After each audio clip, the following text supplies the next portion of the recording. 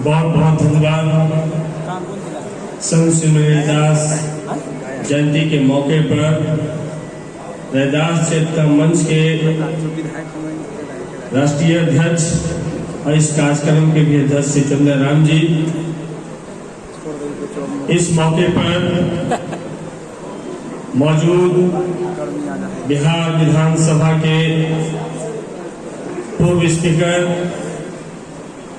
माननीय उदय नारायण चौधरी जी, इस मौके पर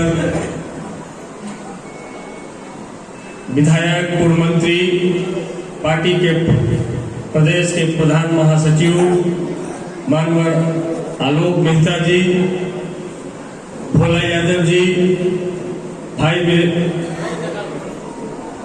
साहू जी, संगीता कुमारी जी, सुरेंद्र भाई और तमाम मंचा सिंह साथी और दूर दराज से आए हुए तमाम माँ बहन छात्र नौजवान सभी को मैं क्रांतिकारी अभिनंदन करता हूँ। जय भीम, जय रविदास करता हूँ।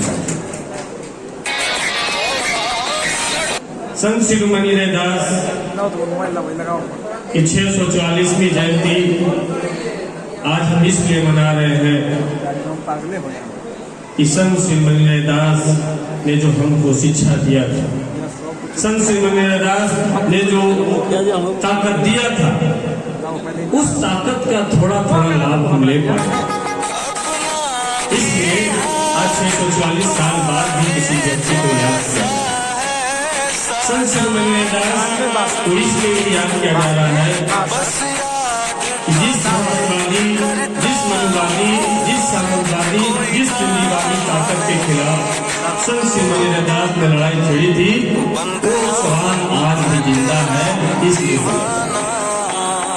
तो साथियों, आप तमाम लोग देख रहे होंगे कि खास करके रविदास जाति, जिसको ठेठ भाषा में चमार जाति भी बोला जाता है और चमार ही इसकी पहचान है, ये देश में सबसे बड़ी आबादी है अनुसूचित जाति। लेकिन ये एकजुट नहीं हो पाया। इतने वीर लड़ाके इस समाज से निकले हैं, इनके इतने आंदोलनकारी समाज से निकले हैं, लेकिन ये एकत्रित नहीं हो पाया। एकत्रित नहीं होने की वजह से इतनी बड़ी आबादी रहने के बावजूद सत्ता का बागडोर हमारे हाथ में नहीं आ पाता।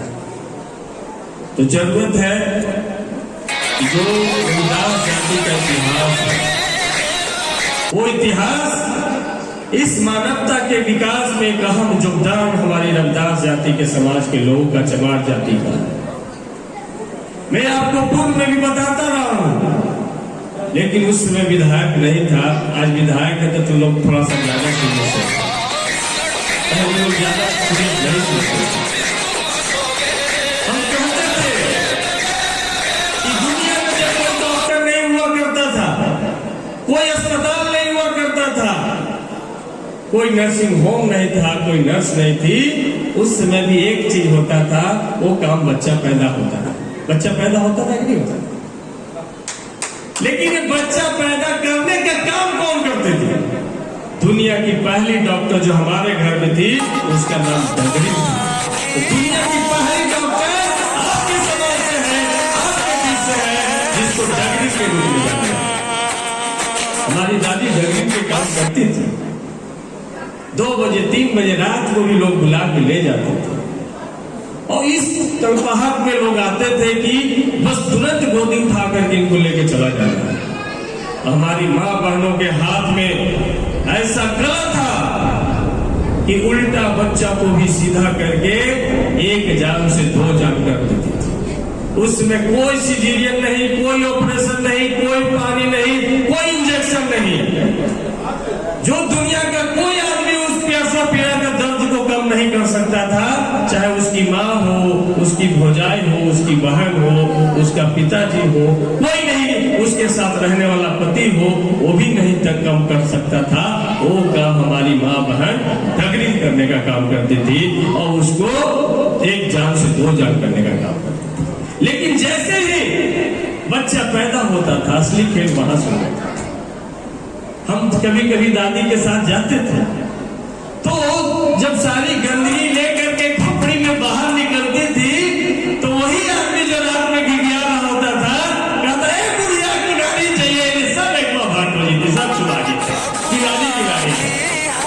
तो जिस व्यक्ति को इनाम मिलना चाहिए, जिसको पुरस्कार मिलना चाहिए, हमेशा से समाज, ये मनुवादी समाज में उसको तिरस्कार देने का काम। हम आपसे पूछना चाहते हैं कि आज बहुत एगो गाना चलन है, देश में बड़े बड़े गायक पैदा हुए हैं, एगो गाना बज रहा है, नहले वाली शैम्पू से आवे तानी टेम्पू से। तो हम पूछना चाहते हैं कि यदि ये रविदास जाति के लोग, चमार जाति के लोग चमड़ा में से झिल्ली निकाल करके ढोलक, नाल और तबला अगर नहीं बनाते, तो आप टेम्पू से आते चाहे जहाज से आते, तो कोई गाना नहीं सुनता भैया। इंजीनियरिंग किसके हाथ में था कि मरा हुआ भी चमड़ा से आवाज निकाल दे? एक काम सिर्फ चमार ही कर सकता भैया, दूसरा कोई नहीं कर सकता। तो आप ऐसे खानदान से, आप ऐसे परिवार से, आज नरेंद्र मोदी जी का सूट का पूरी दुनिया में चर्चा है कि 10 करोड़ रुपया का सूट पहनते हैं जिसमें मोदी मोदी लिखा रहता है कि चर्चा की नहीं है? तो हम पूछना चाहते हैं, 10 करोड़ का सूट पहन लीजिए या 10 अरब का सूट पहन लीजिए, उसके नीचे बूट नहीं पहनते तो कोई सूट का चर्चा भी कहाँ करता है? बूट बनाने का काम किसने किया भैया? हमारे बाप दादा जो चमड़ा छीलने का काम करते थे, उसी को सुखा के, पका के, कटरनी से काट के, भोंकनी से भोंक के जूता और चप्पल बनाने का काम किया, तब 10 करोड़ रुपया का सूट सवा देता है। तो ऐसे इंजीनियरिंग परिवार से साथी आपने दुनिया को दिया है, लेकिन इसके बदले में आपको क्या मिल रहा? गुजरात के ऊना में क्या मिला? रोहित वेमुला को क्या मिला? दिलीप सरोज को क्या मिला? लाखों उदाहरण भरे पड़े हैं कि जिस समाज को पुरस्कृत होना चाहिए था, उसको उसी जूता चप्पल से लोग मारने और पीटने का काम करते हैं। इसलिए साथी आपका इस सृष्टि पे बड़ा एहसान है, इसलिए आपका सीना 56 इंच का है, दूसरे का सीना 56 इंच का नहीं है। इस ब्राह्मणवादी व्यवस्था में तो तेली के देखने से जतरे खराब हो जाता है कि नहीं हो जाता है? भैया हम नहीं कहते हैं, ये ब्राह्मणवादी व्यवस्था करता है, लेकिन जो संत श्री मणिदास ने आज से 644 साल पहले जो बातें बताने का काम किया, आज 644 साल बाद भी हम उस काम को नहीं कर पाते। आज पहले बोला जाता था कि भगवान ऊपर है, तो मंगल ग्रह तक का तो खोज के आ गया भैया, कहीं भगवान नहीं मिला।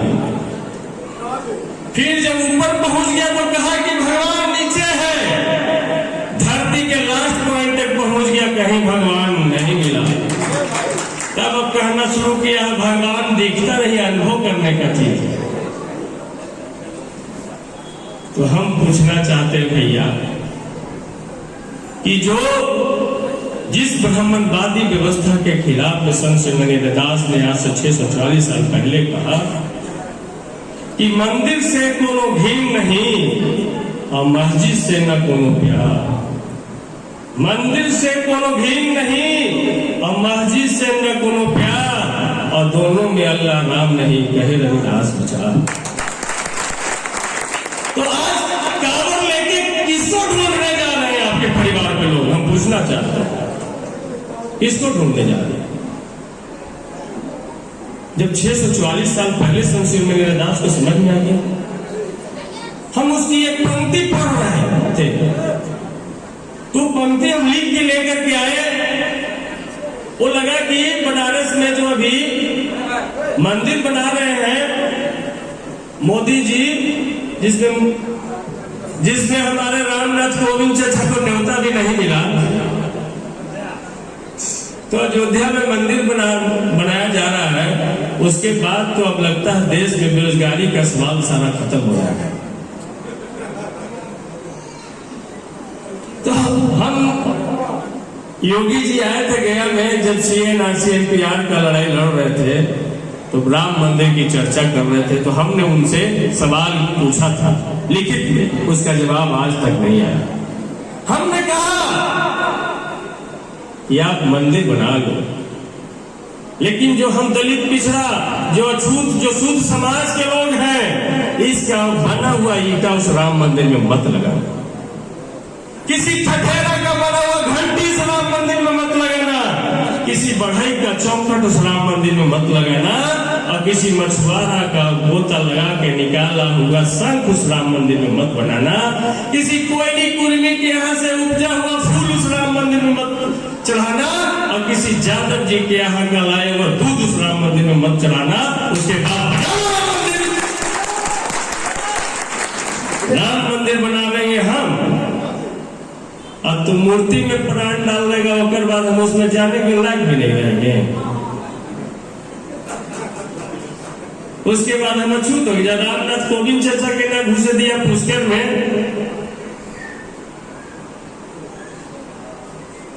और तमाम मंदिरों में नहीं घुसने दिया। जब मांझी जी गए मुख्यमंत्री बन के दरभंगा में, तो मंदिर जाते के साथ धो दिया गया, तो आपको राम मंदिर में ढुके देगा? एक काम मिलेगा भैया, मंत्री विधायक के पहली गिराइएगा था, बाहर में 100 मीटर दूर पर 1 रुपया में जूता चप्पल लगवाने वाला काम मिल सकता है, उसके अलावा कोई काम आपको ना मिले। और बहुत घमंड है चिराग पासवान जी को, और बहुत घमंड है चौथ उदय जीतन मांझी जी को।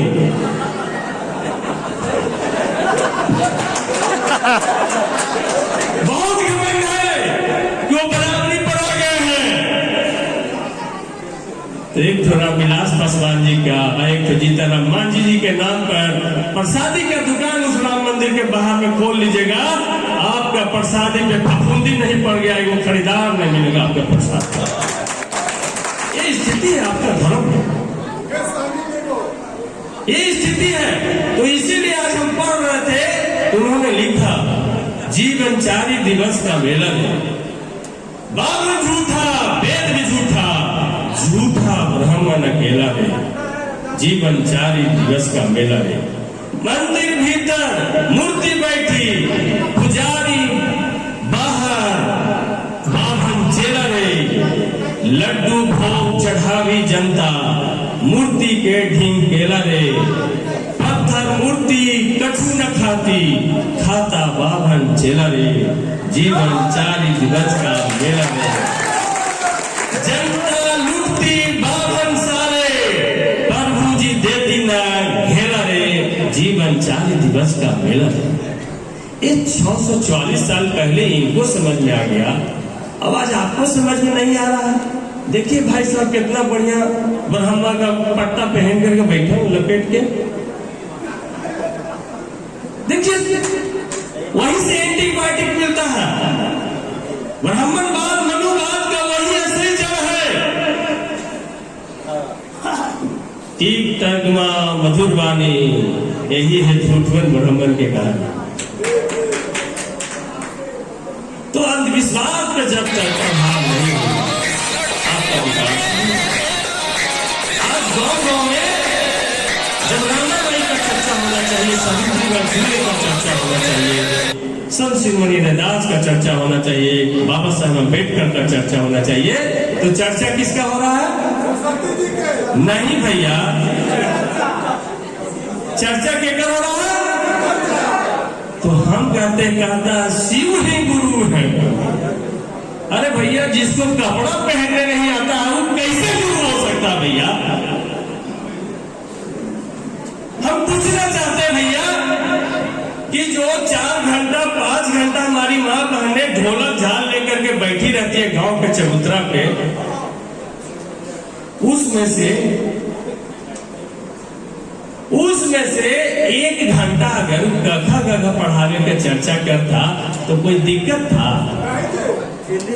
ना दिक्कत था। तो आज हम लोग विधायक बने तो जनता दरबार में बहुत लोग आता कहे कि देखो ना, सेकेंडरी पेंशन के 400 निकाले से निकाल के 1400, तो कुछ उपाय निकालो। तो हम कहीं की शिव चर्चा करे तो हम करा हूं ना, तो हम शिव चर्चा करे ताकि हमारा जो त्रिशूल हो कि भोग दियो, जिनका चर्चा करा उनका भी जाके कंप्लेन करा, उनका तो त्रिशूल भी ले जाता।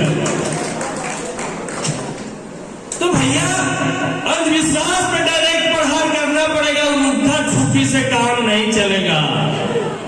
इन नुक्का छुपी के फेर में ही रेल बिक गया, सेल बिक गया, गेल बिक गया, तेल बिक गया, सब बिक गया। देश में एक ऐसा जानवर आया है जो बुलेट ट्रेन दिखा के पैसेंजर ट्रेन निकाल कर देता है। आया कि नहीं आया?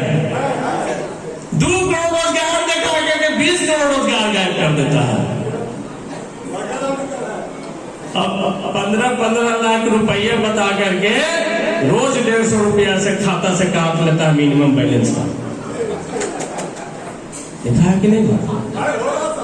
तो इसलिए आप तमाम लोग दिमाग है, संत शिरोमणि रैदास के पास भी दिमाग था, बाबा साहब के पास भी दिमाग था, इत्तेफाक से आपको भी दिमाग मिला है, फिर दिमाग का इस्तेमाल कीजिए। ये समाज ब्राह्मणवादी व्यवस्था आपको आंधर और बांधर बना करके रखना चाहती है और जात मजहब के नाम पर लड़ा करके वोट लेकर के आप ही के खिलाफ सत्ता का इस्तेमाल होता है।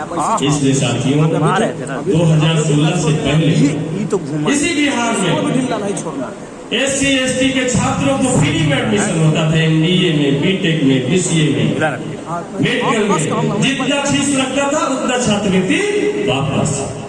लेकिन साजिश समझ रहे हैं, हम आंकड़ा पढ़ रहे हैं। अब कोई MBA नहीं कर सकता है, कोई BTech नहीं कर सकता है, कोई BEd नहीं कर सकता है, क्योंकि नीतीश कुमार छात्रवृत्ति खत्म करके 15,000 रुपया तय कर दिया।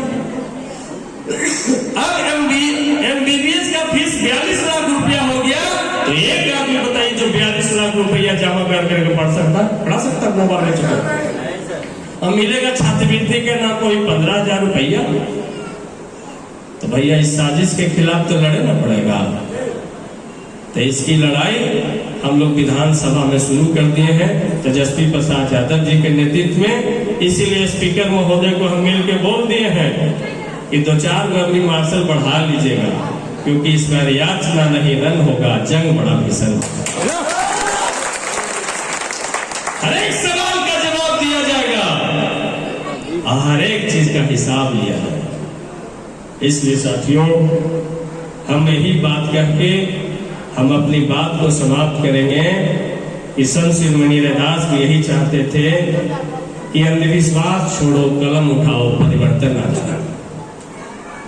शिक्षा को हथियार बनाओ, परिवर्तन आ जाएगा। और दारू छोड़ो, बोतल छोड़ो, विस्की छोड़ो, कलम उठाओ, परिवर्तन